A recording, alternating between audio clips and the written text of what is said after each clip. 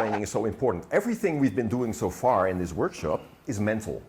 It's just where we focus on, right? We focus on the energy ball, we focus on an element, we focus on a joint, we focus on the fascia, focusing on grounding. That's a mental thing, you know, and so the highest aspect of your being is mental. That's the highest frequency, right? Of course, we have a physical body that can express what the mind wants, you know, and of course we have feelings going with that as well. And of course, we need vital energy to live and move and etc. So, but it's all in the mind, really. You know, when we can change the mind, when we understand the mind better, we can learn how to deal with thoughts, manage them, and become more aware of where is our mind going, because we know now that the mind leads the energy, or better said, the energy follows the mind.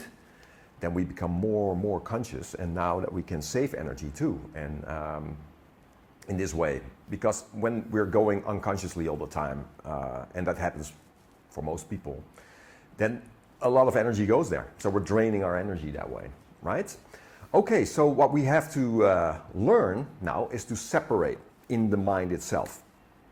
Create a gap between the higher awareness, so there's an aspect of you that just observes, and that can observe the thoughts in you and the emotions also. So it's not only thoughts we're focusing on, because thoughts don't come alone. I always say they come in pairs, right? So the thought comes with the feeling. So this is how it works. So we want to focus on both.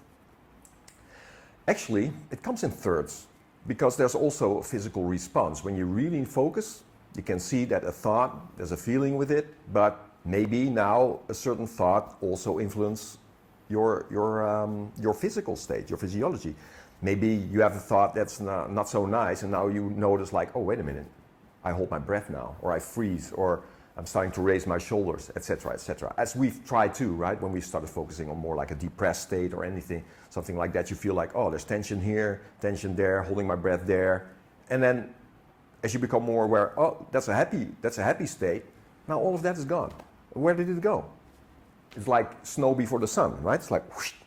So now we see that the mind, as it starts thinking and touching things, it influences your whole state. So we want to be able to observe that without touching it, without touching. As soon as a thought comes and you start touching it with your awareness, now there's a creative cycle starting to happen. And that can also be a good thing, by the way. So, because maybe you have like a creative thing that comes up and you're like, wow, I can really work with that one. So you start touching that and very consciously starting to manifest from that.